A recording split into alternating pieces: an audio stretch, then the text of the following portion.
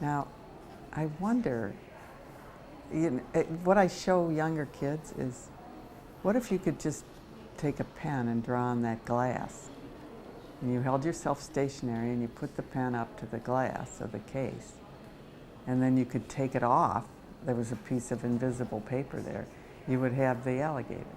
That's really all you're doing. The snag is that your paper's in front of you. So you're just taking the contour and putting it on your paper, but you get goofed up in where locations are. So that's why I'm holding my pencil up. I'm just saying, gee, that's under the eye, that far, and to the left of the eye. So it's just like MapQuest. I'm not trying to go a long distance without stopping along the way.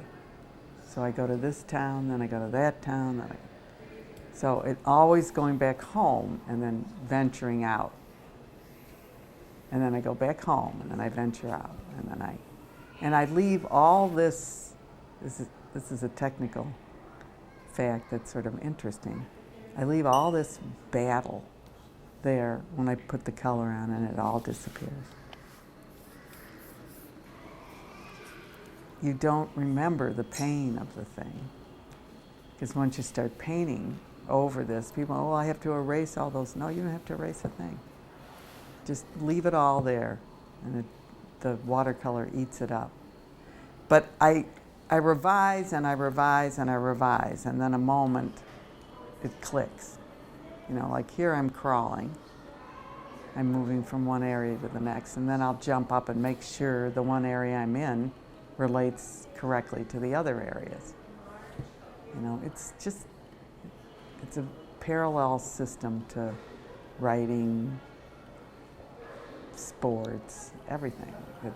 You know, you have to stand back, get the whole, and then you can go back in and use a detail to check your distances.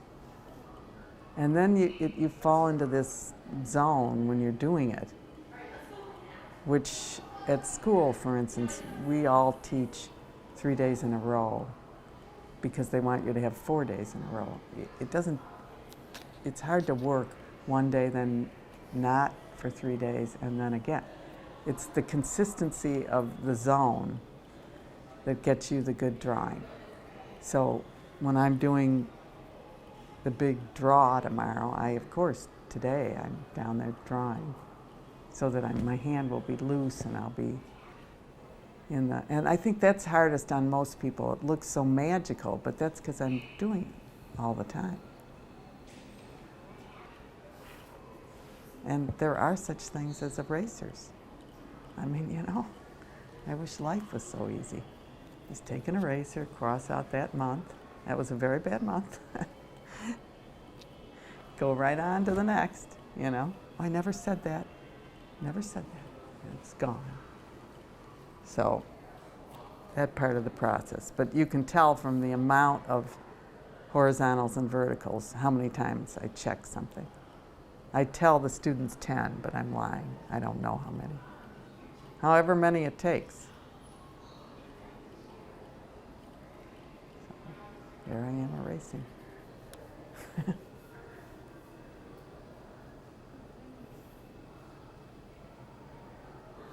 Now, other people learn, and I did too, from figure drawing. And so you have a live model, and there's always movement, and you can't go back and get it again.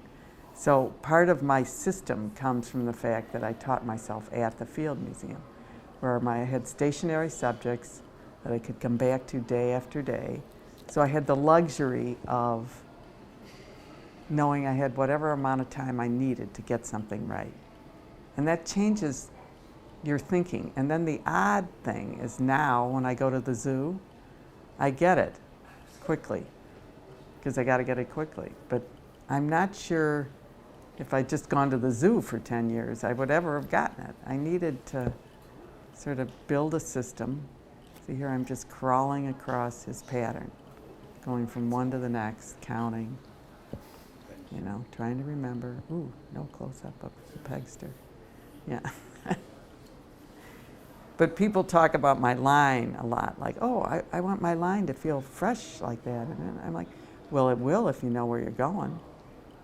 But you know how people put down that pencil and they're so scared that it's a jagged little, like I'm a nervous line. But I've figured out where I'm going through MapQuest. So when I finally go there with a dark line, the line says I'm confident, or I'm scared, or I'm, it talks. That's why people walk up behind me and go, oh God, that's so beautiful. I think, what's beautiful about that? That's line talking to people. Whoever thought that? And there's certain phases that, this is interesting, where it's so confusing and abstract that they don't know what I'm doing.